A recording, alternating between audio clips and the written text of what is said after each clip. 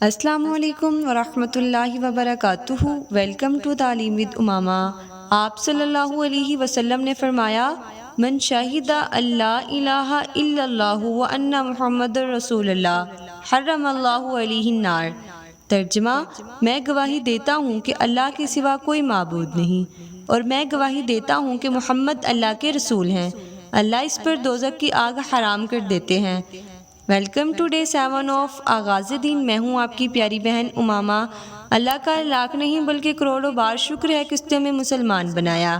آج کی اس ویڈیو میں آپ کو ایک ایسا وظیفہ، ایسا ذکر بتاؤں گی جو دل کو سکون اور جنت میں لے جانے والا ہے۔ اس لیے ویڈیو کو آخر تک دیکھیے اور ثواب کی نیت سے لوگوں کے ساتھ شیئر کریں۔ اسلام کے بنیادی ارکان میں سے پہلا رکن ہے شہادت۔ شہادت کا مطلب ہے دل سے یقین اور زبان سے اقرار کرنا۔ اشہد ان لا الہ الا اللہ وان محمد رسول اللہ۔ میں گواہی دیتا ہوں یا دیتی ہوں اللہ کے سوا کوئی عبادت کے لائق نہیں۔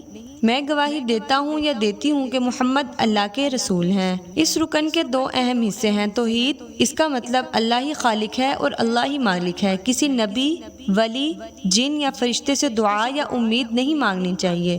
قرآن پاک میں ارشاد ہے، وَإِلَٰهُكُمْ إِلَٰهٌ وَاحِدٌ۔ ترجمہ: تمہارا معبود ایک ہی معبود ہے۔ رسالت، اس کا مطلب آپ صلی اللہ علیہ وسلم آخری نبی ہیں، ان کے بعد کوئی نبی نہیں آئے گا۔ قرآن پاک میں ارشاد ہے، رسول اللہ و خاتم النبیین۔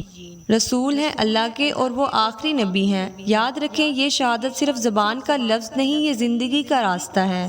اللہ ہمیں سچی شہادت پر قائم رکھے، آمین۔ وہ وظیفہ، وہ ذکر یہ ہے کہ آپ صلی اللہ علیہ وسلم نے فرمایا، جو شخص کلمہ طیبہ 70,000 بار پڑھے گا اس کی مغفرت کر دی جائے گی، اور اگر وہ اپنے کسی عزیز کے لیے پڑھے گا تو اس کی بھی مغفرت ہو جائے گی۔ اگر آپ کو یہ ویڈیو پسند آئے تو شیئر کریں، چینل کو سبسکرائب کریں اور اگلی ویڈیو کا انتظار کریں۔